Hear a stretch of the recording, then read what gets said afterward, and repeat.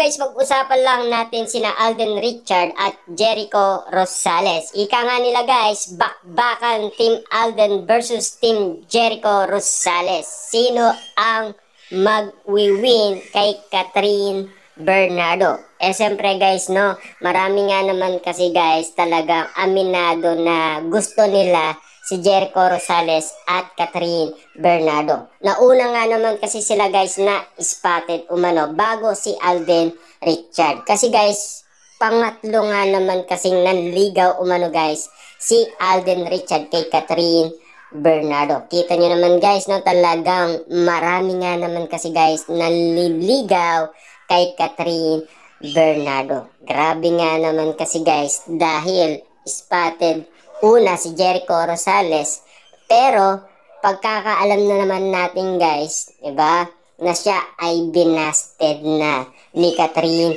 Bernardo.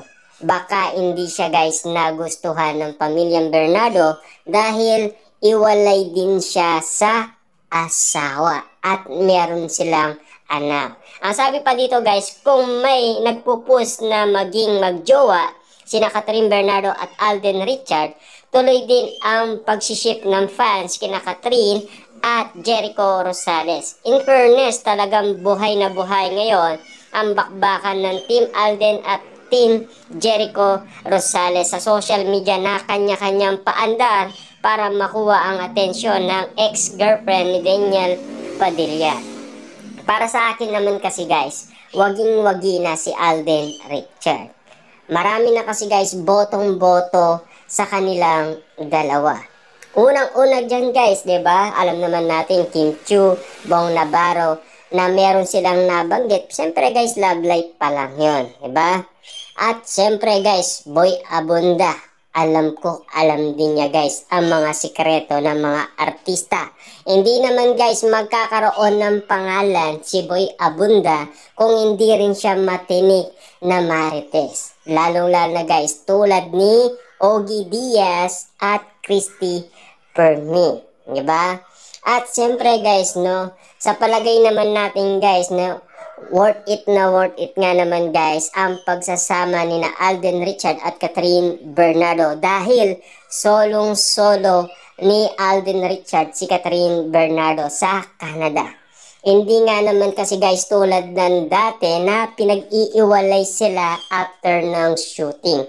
Pero magkaiba nga naman kasi guys ang kulitan cut din. Kita niyo naman guys, pinagbawalan na ni Direk Cathy. Sumunod naman itong si Catherine Bernardo. Pero spotted sila guys sa akto na talagang nagbabanding moment pa at kumakain pa. At igit sa lahat, marami nang nangyari guys. Almost si Alden Richard lang guys ang nagpakita ng pag-aalaga at pag-aaruga guys kay Catherine Bernardo. Yan ay spotted nga naman guys sa maraming tao. Kaya nga naman guys, parami ng parami ang mga Catherine fans tulad guys ng nasilayan nila noong nakakuha nga naman guys ng box office king si Alden Richard at box office queen si Catherine Bernardo. E siyempre guys, pagkakaalam naman natin doon, nauna si Alden Richard at na-late nga naman itong si Catherine Bernardo. Pero nagtiyaga pa rin guys ang mga Catherine fans na nag-intay umano kay Catherine Bernardo hanggang sa dumating nga naman si Catherine Bernardo. At meron pa tayong nasilayan doon guys na kakaiba. Dahil in-effort nga naman guys ni Alden Richard si Catherine Bernardo. Yung pa lang guys pinag-usapan na sila at pinagkaguluhan na at pinagpiestaan na ang pagiging pag-e-effort nga naman guys ni Alden Richard kay Catherine Bernardo. Bakit nga naman guys nasabi natin na aminadong si Alden Richard na ang panalo? Kasi nakikita naman natin guys malaki na ang chance kasi pamilyang Bernardo botong-boto na guys. Siyempre doon pa lang guys binabase na natin kasi Pamilyang Bernardo yan guys eh. Kanino ba pamilya yan? Diba? Kay Catherine Bernardo. Ang sinabi nga ni Mami Min Bernardo guys, ang gusto niya or bet na bet niya, yung uling manliligaw ni Catherine Bernardo. Ibig sabihin lang nito guys, siguradong sigurado na si Mami Min Bernardo ang panalo ay si Alden Richard. Kaya naman pala guys, kung sweetness lang ang titignan natin at kilig moment lang guys, malabo na yan. Kasi kung body language ang titignan natin guys, doon nating makikita na nagkakaayos na sila. Kasi bago nga naman kasi guys sila umalis papuntang Canada, mag-MU na nga naman daw sila. Ayon kay Ogie Diaz dahil binuking na naman niya guys ang cat din. Siyempre guys, wala nga naman kasing kawala sina Catherine Bernardo at Alden Richard sa mga matatalas na mga marites sa Pilipinas. Siyempre guys, alam din natin na binuking din sila ni MJ Felipe 2 months ago na guys ang nakalipas. At least, alam natin guys, ang mga sikretong lumalabas na hindi nating alam noon pa man. At least sila, alam nila kung ano ang nangyari. Kita nyo naman guys, no? Alden Richard, hindi niya na natatandaan umano yun dahil sa matagal na nga naman guys ang birthday ni Catherine Bernardo. Pero guys yung singsing natatandaan pa rin niya. Diba? Alam naman natin guys, kailan lang ang birthday ni Catherine Bernardo at kailan lang yung private birthday ni Catherine Bernardo.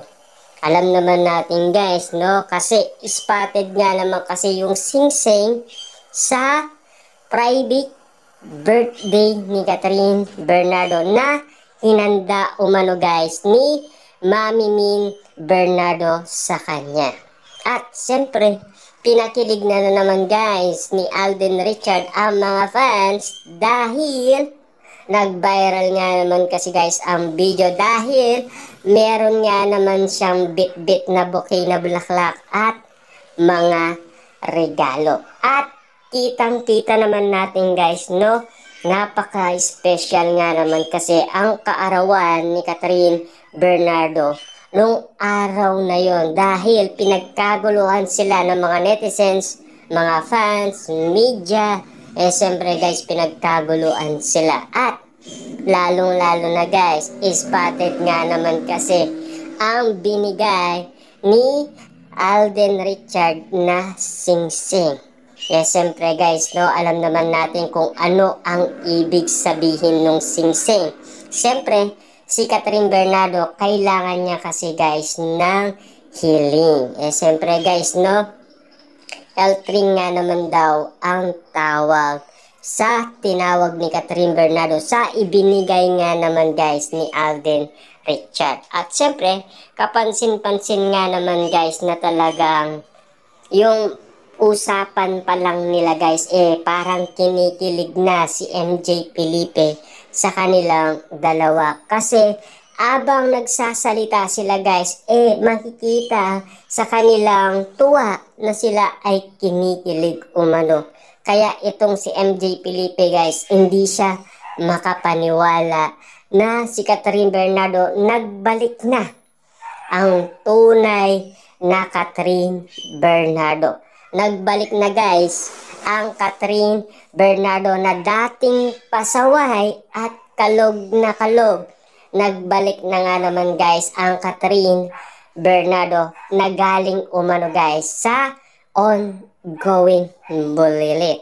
Grabe nga naman kasi guys, no, dahil nakarecover na siya sa tulong ni Alden Richard. Diba? Grabe nga naman guys, maal niya kasi